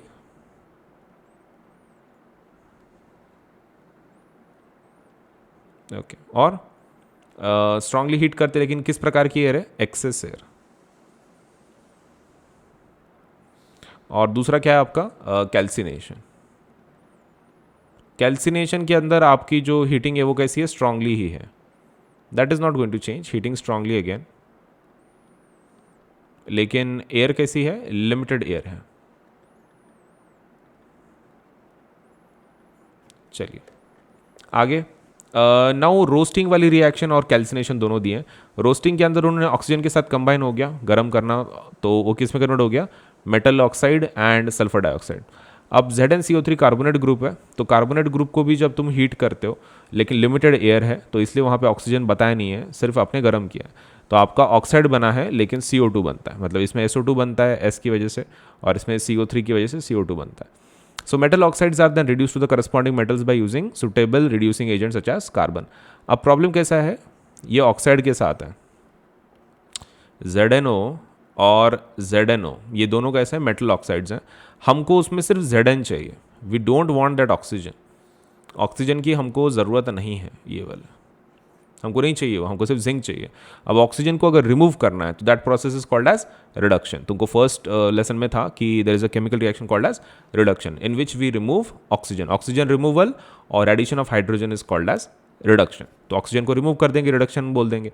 तो अभी रिडक्शन करवाने के लिए किसके साथ गर्म करेंगे हम लोग, कार्बन के साथ।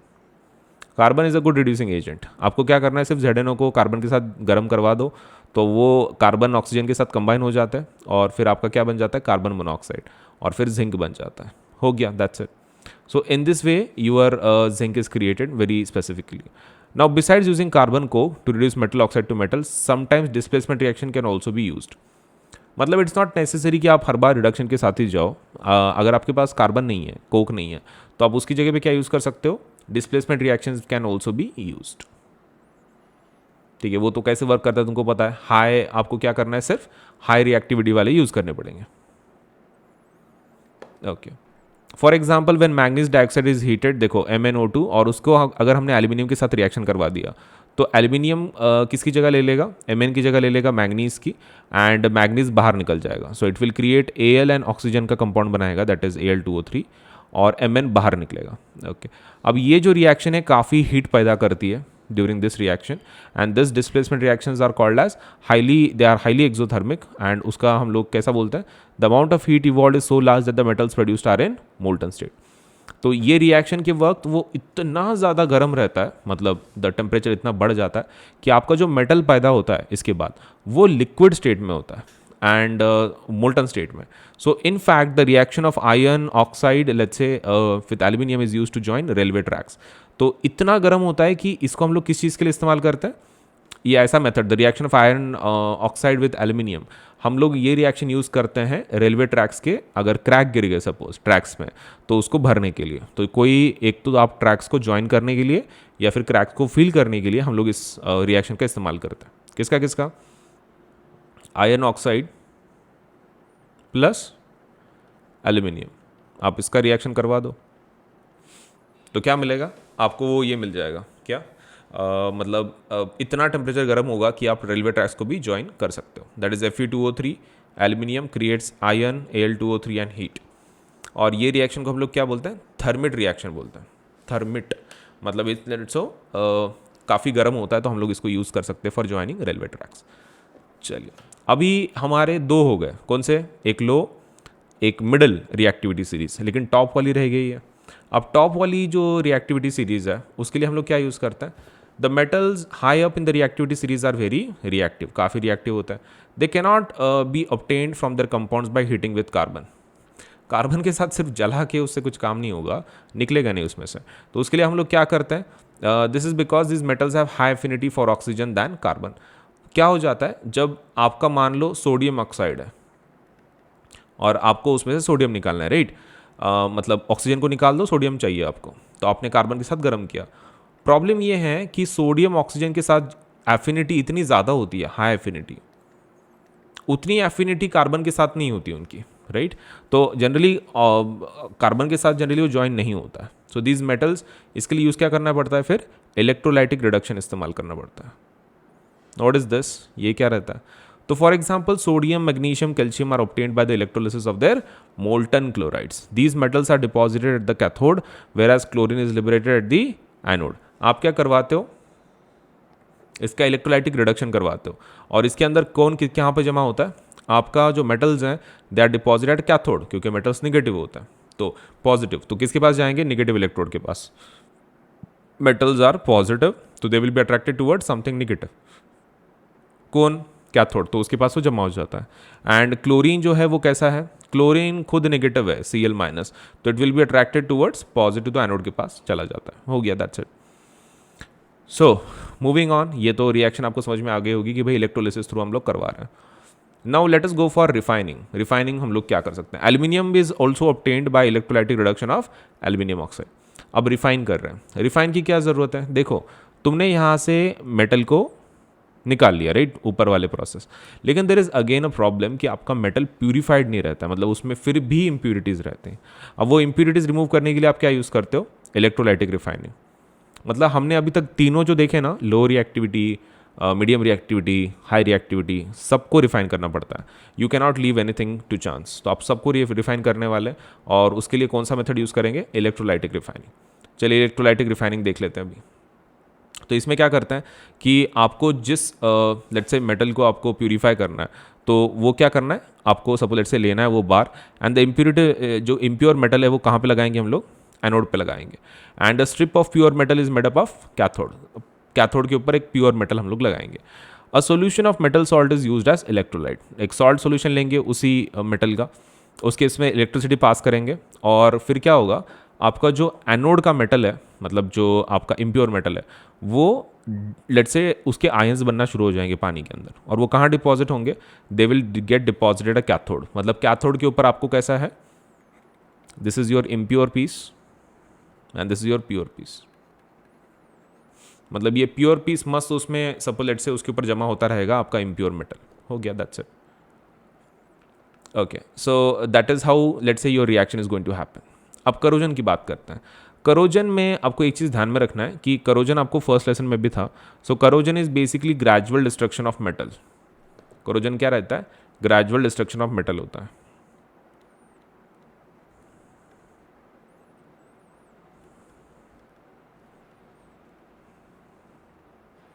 ओके, तो प्रॉब्लम नहीं है। देखो उसमें जो सिल्वर है, तो सिल्वर जनरली कलर एक बार देख लेते हैं। आयरन का कलर कैसा रह जाता है? रेड ब्राउन रहता है, राइट, ब्राउन कलर।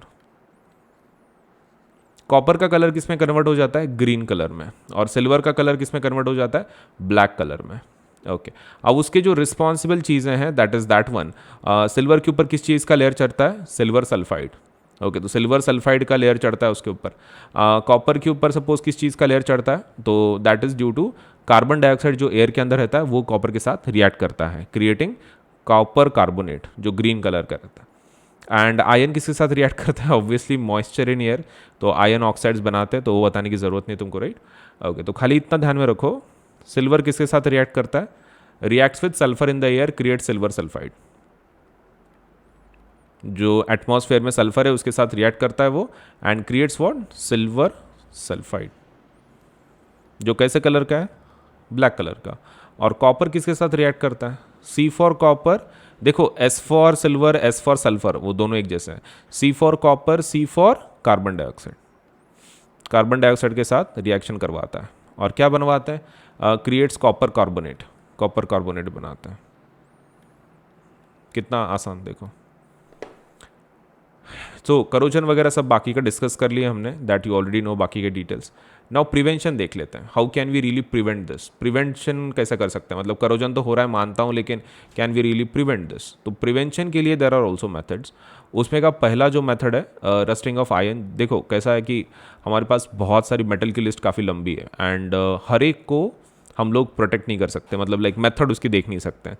सो हम लोग कुछ स्पेसिफिक मेटल्स का let's say we will be seeing the corrosion problems and the way to solve it. उसमें का जो मेजर हमने कौन से देखे, 3, सिल्वर, कॉपर, और जो हमने तीसरा देखा था वो कौन सा था, ये आयन। तो उसमें का तीनों में से सबसे इंपॉर्टेंट कौन है, आयन। ऑब्वियसली आयन बहुत लेट्स से मल्टी एरियाज में यूज़ होता है, सो आयन का पहले देखेंगे। तो rusting of iron can be prevented by painting, paint कर लो उसको, या फिर उसका ऑयलिंग करवा लो, या फिर उसका ग्रीजिंग करवा लो, या फिर उसको गैल्वेनाइज कर लो, या फिर क्रोम प्लेटिंग करवा लो, या फिर एनोडाइजिंग करवा लो, या फिर और मेकिंग एलॉयज। तो इसके थ्रू आप क्या कर सकते हो, आयन का रस्टिंग रुकवा सकते हो। अब उसमें का एक स्पेसिफिक मेथड तुमको सिलेबस में दिया है, that is galvanisation. Now what is galvanisation, तो गैल्वेनाइजेशन में हम लोग क्या करते हैं, जो हमारे आयन के पीसेस हैं, स्टील के पीसेस हैं, उसके ऊपर एक लेयर चढ़ाते हैं जिंक का, ठीक है। And why to do that, because that layer will definitely help you in protection of the whole metal, because it creates a layer over it. Zinc के ऊपर एक लेयर बनाता है आपका, लेट्स से आयन के ऊपर एक जिंक का लेयर बनता है, and that zinc is going to protect that iron which is present inside. तो गैल्वेनाइज्ड आर्टिकल कैसे रहते हैं, प्रोटेक्टेड रहते हैं। नेक्स्ट पॉइंट, ओके ये तो सब ज़रूरत नहीं है, आयन का तो बता दिया मैंने। हाँ ये वाला, अगर वो एलॉयज़ का एक मेथड था ना, क्रिएशन ऑफ एलॉयज़, उससे भी कोरोजन स्टॉप होता है। तो आयन के अंदर अगर हम लोग कार्बन डालते हैं 0.05, मतलब इट्स वेरी लेस, तो इट बिकम्स हार्ड। आपका जो आयन है ना वो हार्ड एंड स्ट्रांग हो जाता है। अब तुम बोलोगे लेकिन वो तो पहले से हार्ड रहता है, लेकिन उसका और स्ट्रेंथ बढ़ाया जा सकता है। Strength, all you need to do is add 0.05% of carbon, तो वो और हार्ड बन जाता है। So when iron is mixed with nickel and chromium we get stainless steel. मतलब आपको क्या करना है, आयन के अंदर निकेल क्रोमियम अगर तुमने डाल दिया तो क्या मिलेगा, स्टील मिल जाता है, which is hard and does not rust. Hard होता है, रस्ट भी नहीं होता है। So if iron is mixed with some other substances, its properties change हो जाती हैं। So in fact the properties of any metal can be change अगर उसके साथ अगर कोई दूसरा मेटल हम लोग डालते हैं तो सब्सटेंस एडेड में भी मेटल और नॉन मेटल, ये भी एक पॉइंट इंपॉर्टेंट है। आप जो एलॉयज बना रहे हो, इट्स नॉट नेसेसरी कि हमेशा मेटल ही डालो, बेस मेटल होगा आपका, लेकिन उसके अंदर इंप्यूरिटीज आपको कौन सी डालनी है, वो तो मेटल नॉन मेटल दोनों हो सकते हैं। So an alloy is a homogeneous mixture of 2 और मोर मेटल्स, और a metal and non metal. एक तो 2 मेटल हो सकते हैं, मतलब दो फिर ज़्यादा भी हो सकते हैं, लेकिन दूसरा condition is 1 metal and some another, let say कोई नॉन मेटल। आप ऐसे काम करवा लो, तो in this way you can create your alloys non metal. आगे, it is prepared by first melting the primary metal को हम लोग मेल्ट करते हैं, and then dissolving other metals in its definite proportion. तो उसके अंदर प्राइमरी मेटल को डिजॉल्व करते हैं और फिर डेफिनेट प्रोपोर्शन में लेट से कंबाइन करवाते हैं, एंड फिर कूल करवाते हैं लेट से रूम टेम्परेचर पर। आगे देखते हैं अभी। Now what is carat, carat is basically parts में गिनते हैं। 24 इज द वेरी सॉफ्ट, मतलब सबसे प्योरेस्ट फॉर्म हम लोग बोलते हैं। सो जनरली इन इंडिया किस प्रकार का गोल्ड यूज़ करते हैं हम लोग, 22 कैरेट्स का। वाई, क्योंकि 24 कैरेट्स का काफ़ी सॉफ्ट होता है, तो इसके अंदर हम लोग कौन सा दूसरा मेटल डालते हैं, जनरली सिल्वर या फिर कॉपर डालते हैं, टू मेक इट हार्ड, मतलब टिके रहे गोल्ड, इसके लिए। तो 22 पार्ट्स आपके गोल्ड के होंगे, और जो 2 पार्ट्स से बचे हुए टोटल कितने हैं, 24 डालने हैं, राइट। 22 की यूज़ कर रहे हैं क्योंकि 24 काफ़ी सॉफ्ट गोल्ड है, टूट सकता है। तो for that what we do is, हम लोग इसके अंदर 22 गोल्ड के पार्ट्स डालते हैं, एंड 2 पार्ट कह के डालते हैं, इधर कॉपर या सिल्वर। तो आपके ऊपर है आप दोनों में से कौन सा डालना चाहते हो। If one of the metals is mercury then the alloy is known as amalgam. तो एलॉयज हमने क्या देखा कि alloys is a method to let's say metals को ये करने के लिए, प्रोटेक्ट करने के लिए, राइट।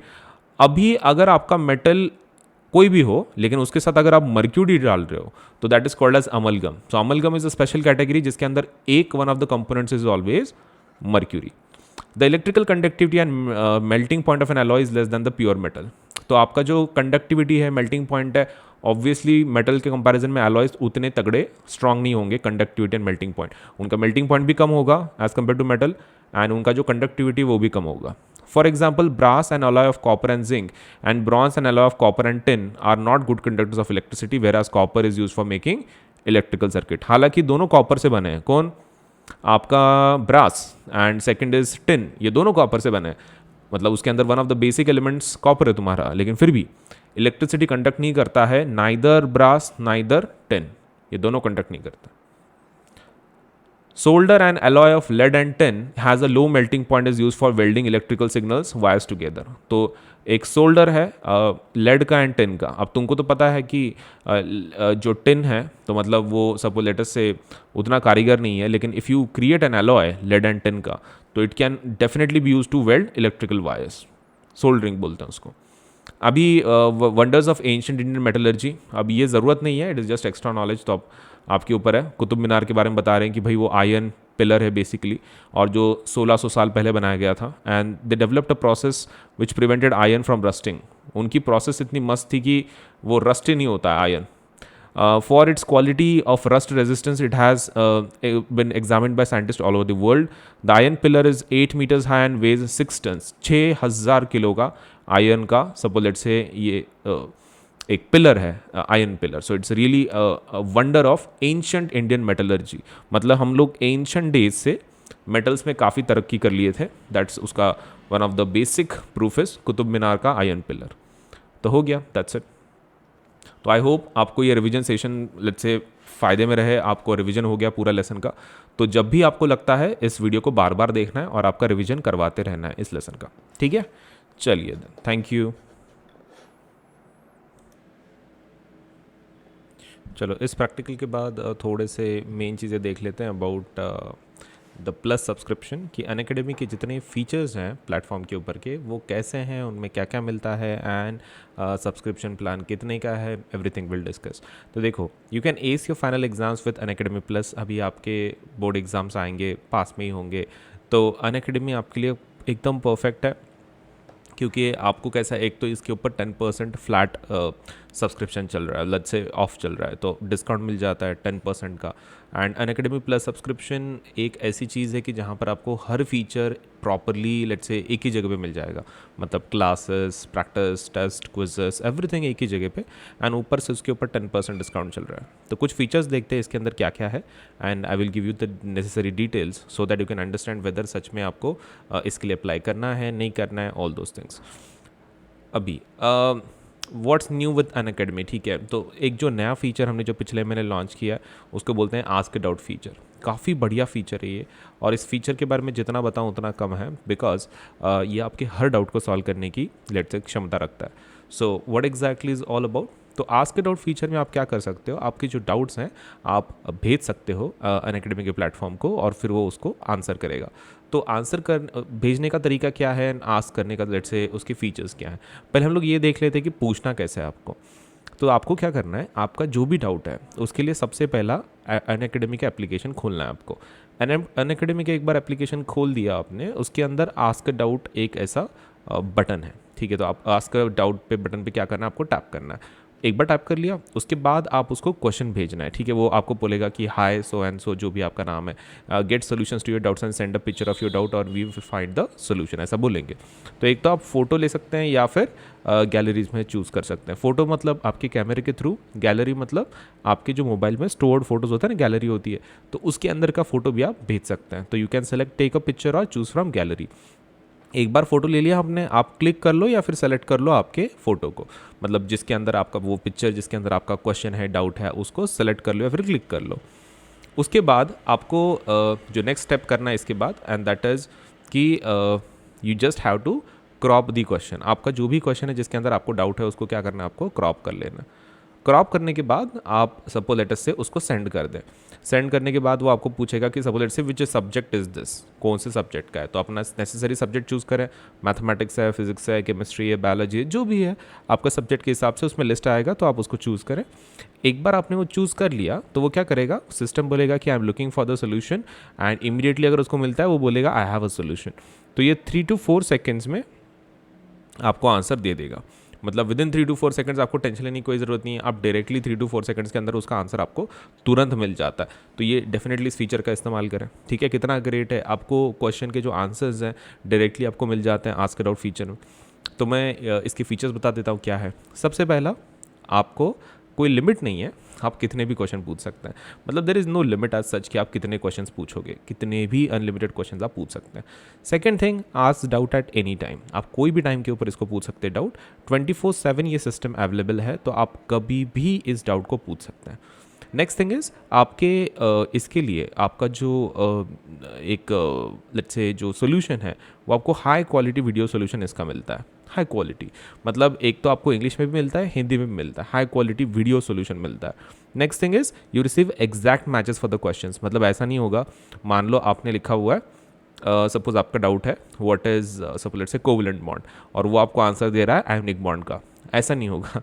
तो आपने जो क्वेश्चन भेजा है उसी का एग्जैक्ट आंसर आपको मिलेगा, exact very much exact answers आपको मिलेंगे। उसके बाद obtain instant and accurate solutions to lakhs of questions. तो ये जो डेटाबेस है हमारा काफ़ी बड़ा है एंड सभी लैक्स ऑफ क्वेश्चंस इसके अंदर इंक्लूड किए गए हैं। तो आप खाली भेज दो, आपको उसका आंसर मिल जाएगा। गेट असिस्टेंस विथ होमवर्क, आपको होमवर्क के साथ असिस्टेंस मिल जाता है इसकी वजह से।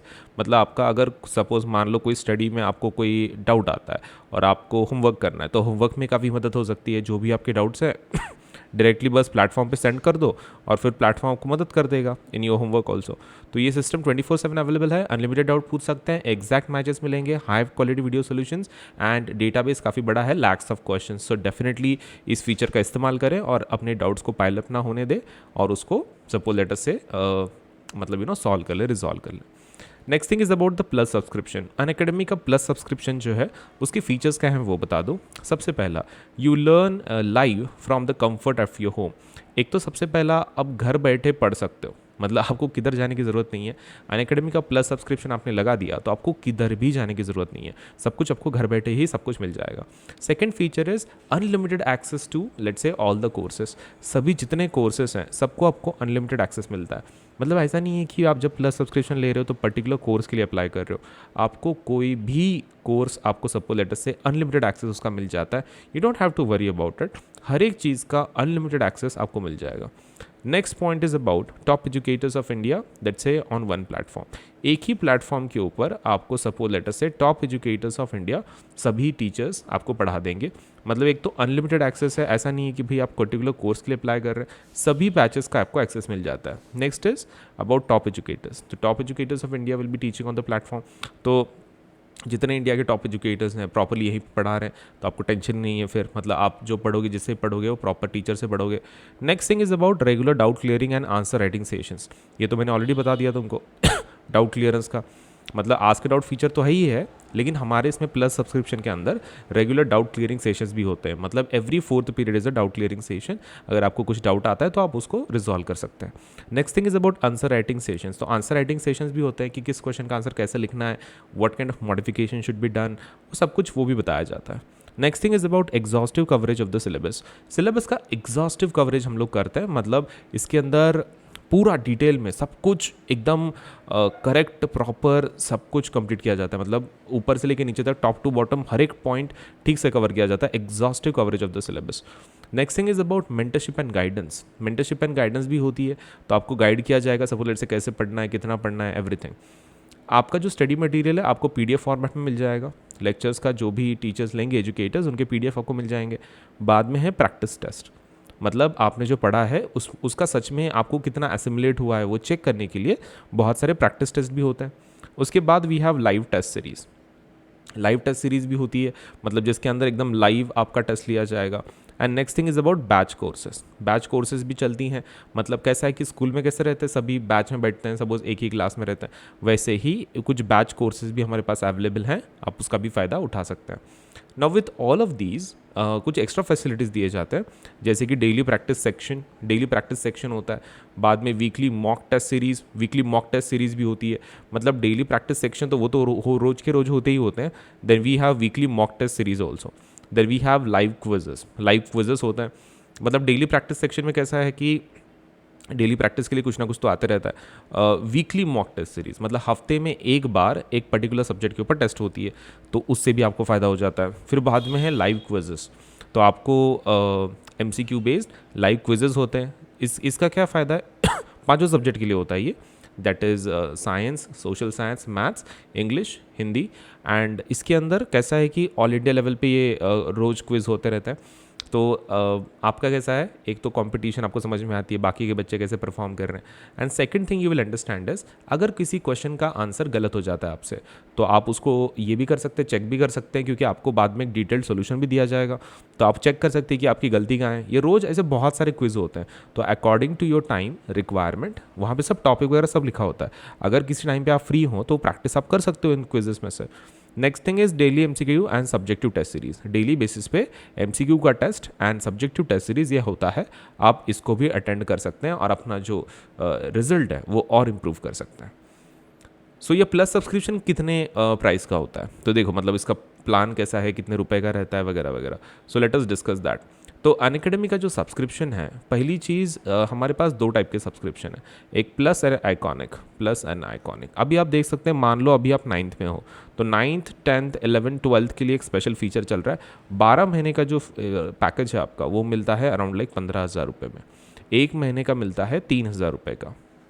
तो देखो I would suggest you to go for higher plan. देखो अभी एक महीना कितने को गिर रहा है, 3,000 रुपये को। 12 महीने के हिसाब से कितना होना चाहिए, 12 महीने के हिसाब से होना चाहिए 0,0,0 12 3 36, मतलब 36,000 होना चाहिए पूरे साल का। लेकिन 12 महीने मतलब एक साल का फीस कितना बोला है, 15,000। देखो आधे से भी कम होता है, मतलब एक महीने से एक्चुअली आपको अफोर्डेबल प्लान्स नहीं है एक महीने वाले, उससे अच्छा है कि आप 12 महीने के लिए चले जाओ। 15,000 में ही आपको पूरा साल भर कोई टेंशन लेने की ज़रूरत नहीं है। और अगर आपको लगता है कि भाई अनअकैडमी अच्छा है, मतलब सपोज लेट से आपके 11th 12th के लिए भी काम में आएगा, तो आप 12 महीने का, 18 महीने का, 24 महीने का भी 36 या फिर 48 आप वैसा भी ले सकते हैं। 4 साल का एंटायर पैकेज 48 मंथ्स का 40,000 में आप वैसा भी कर सकते हैं।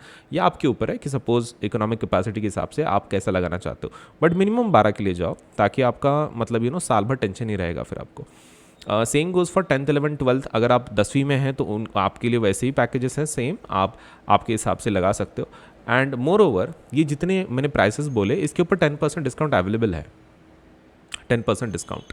तो 10% डिस्काउंट के लिए क्या करना है, तो आपको यूज़ करना है द कोड AS Live 10, मतलब अजिंक्य सोलंके LIVE10। इस कोड का अगर आप इस्तेमाल करते हैं तो आपको कितना ऑफ मिल जाता है, 10% का ऑफ मिल जाता है। देखिए कितना बढ़िया है। तो ऐसा आपको कहाँ मिलेगा, सही है, मतलब इतने सारे फीचर्स ये जो बोले, प्लस मतलब इतने फीचर्स वो भी कम दाम में, वो भी 10% डिस्काउंट के साथ। नो प्लेटफॉर्म इज़ ऑफरिंग, तो ये प्लेटफॉर्म का बहुत ही let's say you should definitely go for this. 15,000 में इतना अगर सब कुछ मिल रहा है facilities, I think it's a great deal, you should go for it. अब नेक्स्ट थिंग है iconic subscription. Now what is iconic subscription? Iconic plus का थोड़ा सा एडवांस्ड वर्जन है, आप ऐसा पकड़ के चल सकते हो, this is advanced version of plus subscription.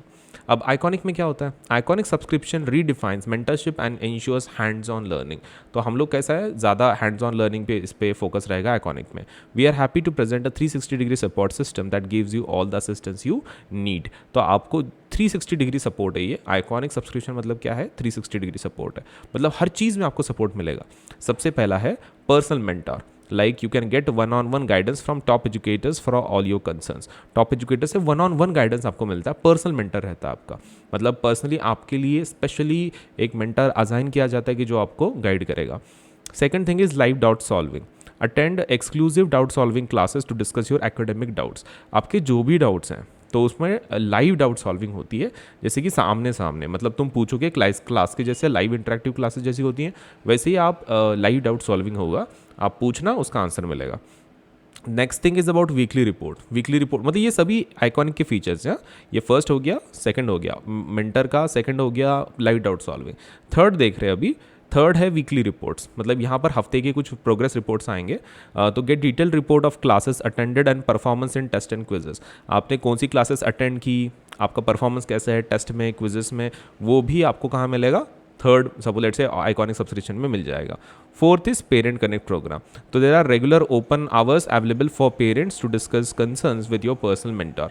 ये जो आपको पर्सनल मेंटर असाइन हुआ है उससे आपके पेरेंट डिस्कस कर सकते हैं कि भाई आपका प्रोग्रेस कैसे चल रहा है, किस तरह की पढ़ाई हो रही है, वो that also can be discussed later on. Study plan, study planner भी आपको मिल जाता है, ये फिफ्थ फीचर है। Study tracker plan and let's say review that highlight your progress. तो ये ऐसी क्या है चीज़ है कि जो आपके रिव्यू को क्या करती है, आपके जो पढ़ाई है उसको क्या करती है, हाईलाइट करती है, आपका प्रोग्रेस कैसे है, पढ़ाई कैसे चल रही है वगैरह वगैरह। So study planner is for that. Next thing is all the benefits of Unacademy subscription, that is live classes from top educators, mock test series and then the quizzes, structured batch courses as per the exam syllabus. तो आपको plus के तो सभी features मिलेंगे, लेकिन उसके अलावा ये भी आपको क्या मिलेंगे, सपोज लेट से एक्स्ट्रा फीचर्स आपको मिल जाएंगे आइकॉनिक सब्सक्रिप्शन में। हाँ, तो इसका रेट्स देख लेते हैं कितने का है, प्राइस कैसा है, क्या है। तो देखो, जो आइकॉनिक सब्सक्रिप्शन है उसका प्राइस है अराउंड 28,000। 28,000 है 12 महीने का। मानता हूँ कि सपोज लेट से इसके ऊपर अवेलेबल है क्या डिस्काउंट, यस। तो आप AS Live 10 को इस्तेमाल कर सकते हैं, AS Live 10, एंड आपको 10% डिस्काउंट मिल जाएगा ऑन 28,000। लेकिन फिर प्राइस इतनी ज़्यादा क्यों है? प्लस सपोज प्लस की 15,000 है, आइकॉनिक की 28,000 है, ऑलमोस्ट डबल है।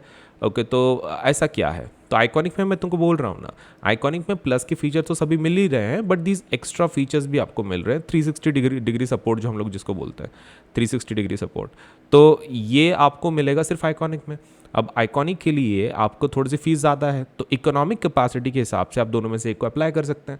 अगर आपको 15,000 में, देखो टीचिंग तो दोनों तरफ है, अगर आपको 15,000 ही suppose let's you can afford, तो यू 15,000 के लिए चाहिए। अगर आपको कुछ एक्स्ट्रा प्रीमियम फैसिलिटीज चाहिए जैसे ये है, तो यू कैन गो फॉर 28,000। आपके ऊपर है, इट्स नॉट कंपलसरी कि भाई आइकॉनिक ही लेना है फिर प्लस ही लेना है, दोनों में से जो भी आपसे बन पड़ता है you can take it according to your requirement, economic capacity. अभी उसके ऊपर दोनों के ऊपर 10% डिस्काउंट है। तो जब आप अप्लाई करें तो नीचे एक बटन होगा, do you have a referral code, तो वहाँ पे आप लिखना है AS Live 10 ASLIVE10। तो अजिंक्य सोलंकी LIVE10 अगर आप अप्लाई करते हैं तो आपको क्या मिल जाता है, 10% डिस्काउंट तुरंत मिल जाएगा। सो डेफिनेटली इस चीज़ का यूज़ करें, राइट। अभी with that point in mind let me give you some idea about the जो न्यू बैचेस शुरू हुई हैं, ठीक है। जो कुछ नए बैचेस शुरू हुई हैं उसके बारे में मैं थोड़ा सा इन्फॉर्मेशन तुमको दे देता हूँ। Okay, so just for this particular academic year.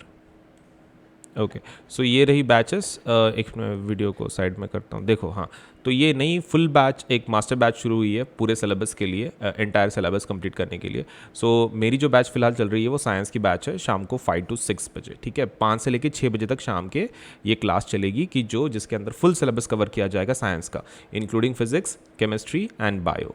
तो and PYQ and sample paper batch भी एक चल रहा है, आप उसको भी अटेंड कर सकते हैं, जिसके अंदर मैं साइंस ले रहा हूँ। तो आप साइंस के बैच को आप अटेंड कर सकते हैं, जिसके अंदर PYQs एंड सैम्पल पेपर्स हम लोग क्या कर रहे हैं, डिस्कस कर रहे हैं। Next thing is about power pack batch. Okay, तो पावर पैक बैच में सपोज लेट अस से इंडिविजुअल सब्जेक्ट्स पढ़ाए जा रहे हैं। तो पावर पैक बैच में I M completing personally chemistry and suppose let से बायो, सपोज लेट से जो फिजिक्स पार्ट है, तो फिजिक्स पार्ट सपोज लेट से मैं ले रहा हूँ। लेकिन जो हमारी मास्टर बैच है, मास्टर बैच में कंप्लीट सिलेबस बैच, उसके अंदर साइंस कंप्लीट पढ़ाया जा रहा है, लेकिन इंडिविजुअल लेवल पे फिजिक्स भी दूसरे बैच में चल रहा है। तो आपके अकॉर्डिंग आप इसमें से कोई भी प्लस कोर्सेस हैं ये, तो प्लस बैच में आप कोई भी इसमें अप्लाई कर सकते हैं। तो सब्सक्रिप्शन ज़रूर लें, 10% डिस्काउंट आपको मिल जाएगा with the use of the code AS Live 10। Now before I end up my session, suppose let's say do subscribe to this channel, video को लाइक करें, चैनल सब्सक्राइब करें, बेल आइकन दबाएं, ताकि आपको सभी इंपॉर्टेंट अपडेट्स टाइमली मिल सकें, ठीक है। तो video like, channel subscribe, bell icon दबाना है, एंड आपको सभी जितने प्रैक्टिकल सेशंस हैं I will teach according to the syllabus. तो thank you so much for today, bye bye.